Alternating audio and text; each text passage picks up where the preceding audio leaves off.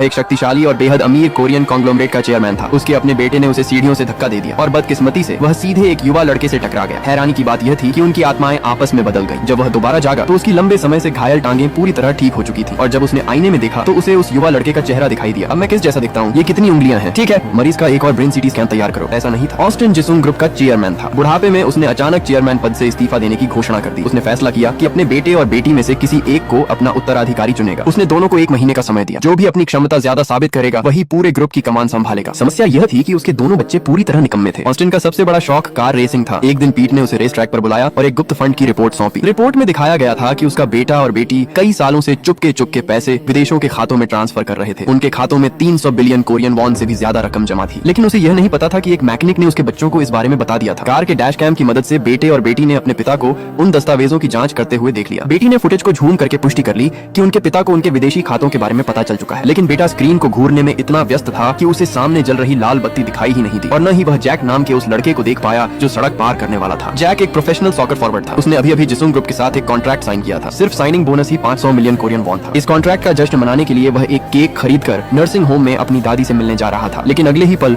उसे एक तेज रफ्तार स्पोर्ट्स कार ने टक्कर मार दी और वह हवा में उछल गया।